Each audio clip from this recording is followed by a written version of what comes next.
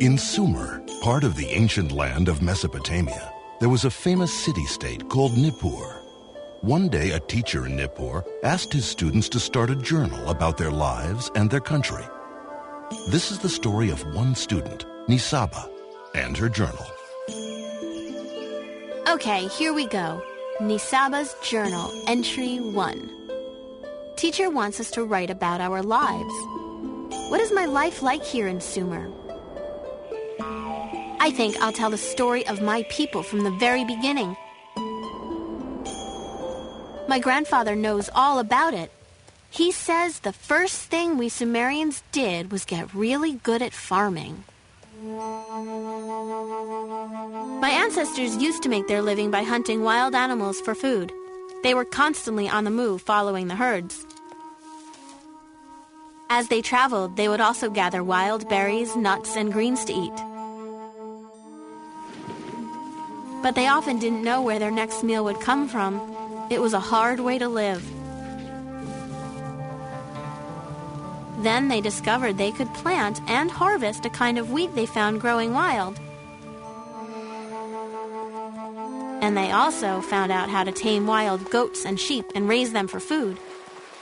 Grandfather calls that domestication. It meant they didn't have to hunt for food anymore. They could grow it themselves. And so my ancestors stopped wandering and stayed here. They discovered that food grows better here than almost anywhere else. That's because we're in a river valley. Right between two rivers, in fact. Mesopotamia actually means land between the rivers. One river is the Tigris, and the other is the Euphrates. My grandfather says it's easy to grow food in our valley because the soil here is so fertile. And he says that is because of the mountains up north. It snows a lot up there in the winter. When the snow melts, all that water runs down into the valley and into the rivers. Then the rivers rise over their banks and flood the valley. And they dump a lot of really good dirt on the land. It's great for growing food in. So now we eat really well. We grow barley and wheat, lots of beans and fresh vegetables, and fruits like melons, dates, apples, figs, and grapes. Our animals give us milk, cheese, and meat, and there are always plenty of fish in the rivers. When my ancestors first started farming here, their biggest problem was never knowing when a flood might come and wash away their crops. Even if the crops survived that, they might die in the summer when it's so hot and there's not enough water. But my people didn't give up. Instead, we actually invented a way to control the river. First, we learned how to build levees. Those are big piles of earth between the fields and the river. They're too tall for the river to get over, so they prevent the floods. Then we made gated ditches around the fields, and when the crops needed water in the summer, we would just open the gates and let some river water flow in.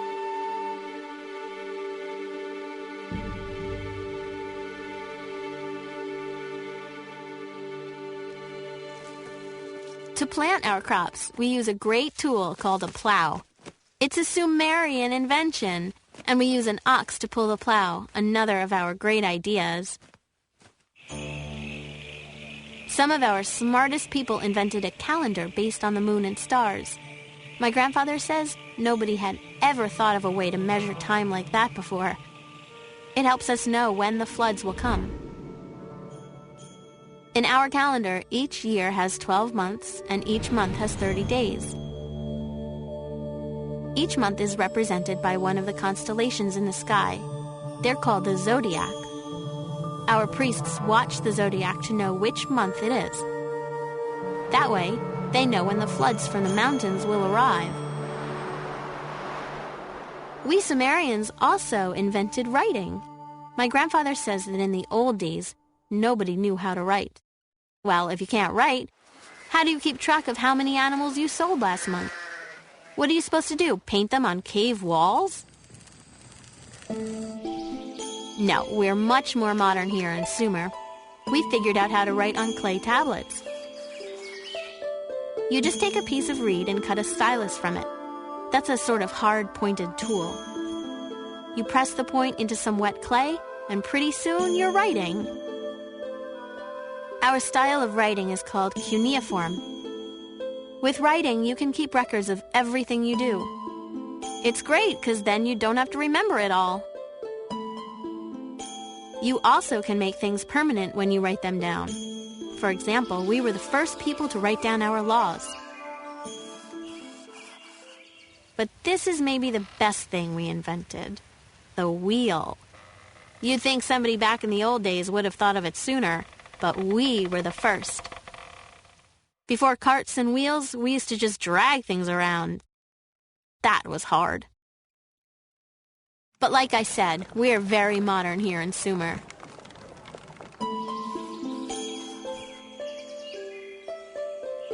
My grandfather says that in the old days, most everybody had to work at farming the land. But not anymore. We Sumerians got so good at growing food, some people could quit farming and let others grow enough for everybody. Of course, you had to be neighbors for that to work. So people settled down close to each other in villages. And the villages grew into city-states. Each city-state has its own king, and each one is sacred to one of the gods. My city-state is called Nippur. It's on the banks of the Euphrates River, and it's the most holy city in all of Sumer. Nippur is sacred to the god Enlil, our greatest god. His temple, the ziggurat, is right in the middle of the city. Our ziggurat is named Eduranki, which means the house binding heaven and earth. The ziggurat is a huge square building, sort of like a pyramid.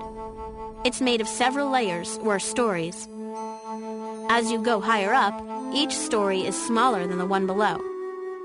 The very top story is the temple, where the god lives. Around the ziggurat are houses where the wealthy people live, like priests and merchants, for instance. They live in two-story houses. Further away from the temple are one-story houses where shopkeepers and craftspeople live. And beyond them live the farmers and fishermen. All the land outside the city belongs to the city-state, too, but most people live inside the city walls. We are very good at making bricks out of mud. That's a good thing because there's a lot of mud here. We gather a bunch of mud, pat it into square molds, and bake the mud bricks in the sun until they're dry.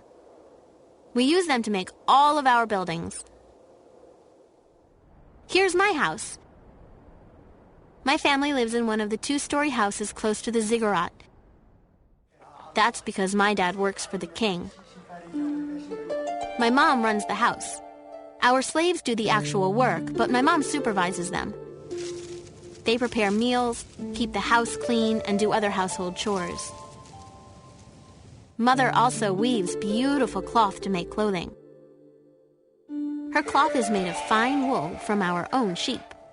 She sells a lot of it to the traders' caravans. My younger sisters help my mom spin yarn and weave cloth. But I begged my dad to send me to tablet school. I'm learning to write so I can be a scribe. It's a really important job. There are a lot of other jobs in Sumer, like being a potter or a fisherman.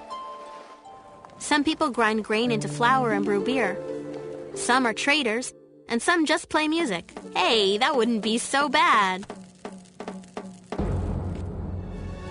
But it would be bad to be a slave. Some slaves were captured in war, and others became slaves because they owed money. They have to work for 3 years, often in the grain fields, and then they are set free. Besides the king and his family, the people with the highest positions are the priests. They care for the gods and make sure they're happy. That reminds me, I should write something about our religion. It plays a big part in our lives. We believe in 7 great gods of the earth, sky, sun, moon, salt water, fresh water, and wind. My city, Nippur, is protected by the god Enlil, the god of wind. We believe he lives in his temple on top of the ziggurat. We spend a lot of time praying to our gods. A lot of people even make a little statue of themselves praying and leave it in the temple. The statues keep on praying while the people go about their daily chores. Our priests hold ceremonies to honor the gods and offer them food twice each day. My older brother Shulgi is a priest in the ziggurat. Only priests are allowed inside. Shulgi reminds me of that every chance he gets. We believe the gods own the land and everything on it. So we give the gods everything we grow. Then the priests share it with all the people. They make sure everyone gets enough. Each city-state in Sumer has a king called an Ensi. We believe he was chosen by the gods to rule us, and that it was the gods who gave us our laws.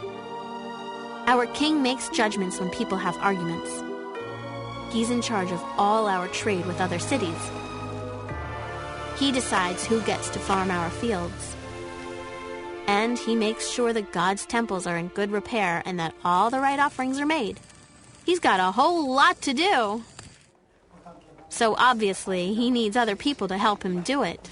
My dad is one of them, and of course my brother helps because he's a priest. Maybe I'll work there too when I'm older. Scribes keep records on clay tablets of everything that happens each year. The king and the priests all work in the ziggurat. It's full of offices and workrooms and storage spaces. To support the king and the priests, our people pay taxes throughout the year. Usually, it's something like a couple of sheep or bags of grain. But there are taxes on almost everything. We get taxed on the livestock we own and on the fish we catch. We even get taxed on our funerals. In our city, every man who is head of a household has to pay a tax called the burden. It's not the usual kind of tax. It's time, not goods. The men have to spend time working for the government, doing things that help or protect the city. For example, my uncle helped to harvest the barley crop. Other men have to go dig out the irrigation ditches to keep them clear. Our neighbor sent one of his slaves to do his work. My dad says you're not supposed to, but people do it if they can afford it. All the taxes go to the king. They pay for our army, which is pretty expensive, and also for repairs and improvements to our city. My grandfather always says, there are priests and there are kings, but the tax man is the one you should be afraid of. Well, that's my journal entry for today. I think it's a pretty good picture of who we Sumerians are and how we live.